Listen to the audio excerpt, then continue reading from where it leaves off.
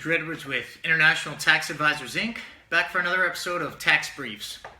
So previously we've discussed two layers of taxation in the U.S., one being at the corporate level or the entity level, the second layer being at the individual level. We've also talked about how to solve the two layers of tax by different entities. Certain entities are not subject to that entity level of taxation.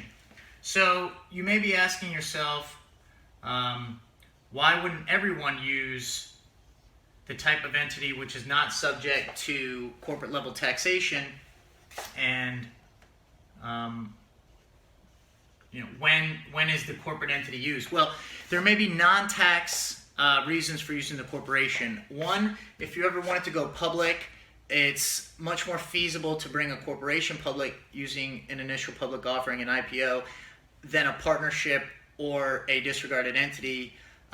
Two, if you ever took on a large number of investors, they may want the corporate entity form for the ability to create preference shares and to be audited. The non-tax issues should also be considered with your future plans. So if you ever were to contemplate going public, you may want to get into a corporate entity now. As the entity appreciates, you're not necessarily going to be subject to the conversion gain when you convert to a corporation at a later time.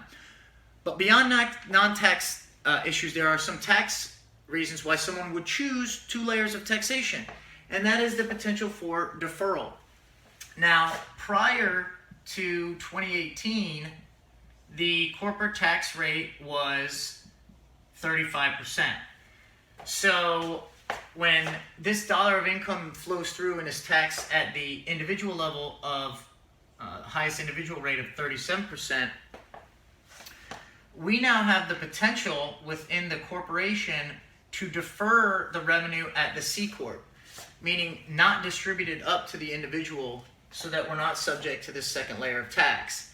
Now, there clearly is an arbitrage between the corporate rate of 21% and the individual rate of 37%. So you're essentially gaining a 16% arbitrage by not distributing. And by not being subject to that extra level of tax, you can take the proceeds and reinvest at the corp. So this deferral could have significant impact on tax liability in such that you're only subject to 21% for a number of years rather than the full 37%.